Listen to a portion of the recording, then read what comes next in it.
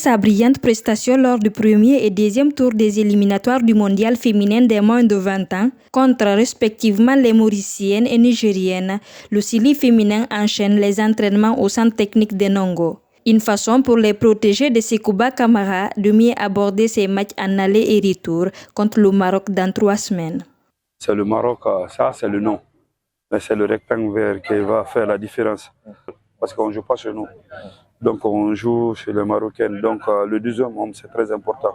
Mais on est en train de travailler sur le mental des joueuses et puis physique aussi, on est en train de travailler. Le travail journalier repose sur les fondamentaux pour créer l'automatisme dans le groupe.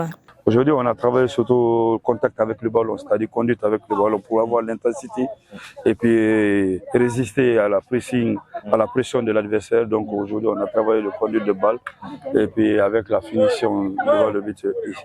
On a fait l'opposition, on a marqué plus de 6 buts aujourd'hui, donc je ne suis pas satisfait à 100%, mais de jour en jour, je suis en train de satisfaire avec les jeux. Les adversaires se suivent mais ne se ressemblent pas. Si les tours précédents ont été faciles pour les Guinéennes, le prochain adversaire est à prendre au sérieux et le Sili regorge des joueuses qui ont des arguments à faire valoir.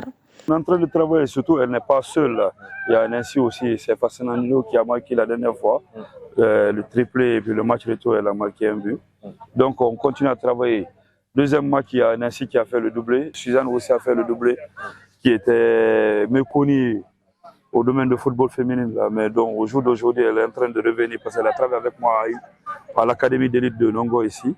Donc, dans l'ensemble, on est en train de travailler sur tous les domaines. Selon Sekouba Kamara, quelques conditions sont réunies pour permettre à son équipe de faire une préparation adéquate. Ça, c'est le premier atout, c'est-à-dire l'installation.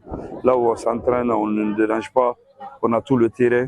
Et donc le Conor aussi est en train de faire de l'effort, c'est-à-dire pour améliorer un peu nos conditions de vie, malgré il n'y a pas d'argent, mais ils sont en train de...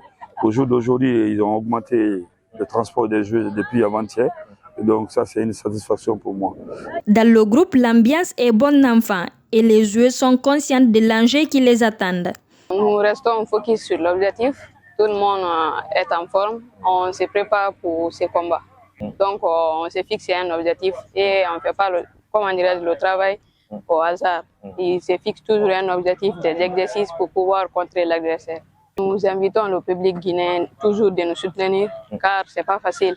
Mais pour atteindre un objectif, il faut toujours se concentrer pour avoir jusqu'au but. Car l'objectif qu'on s'est fixé, c'est la Coupe du Monde. Ce n'est pas seulement le Maroc, mais c'est la Coupe du Monde. À date, aucun cas de blessure n'est signalé dans l'effectif. Ainsi, la bonne préparation de l'équipe va déterminer les résultats à espérer face aux Marocaines.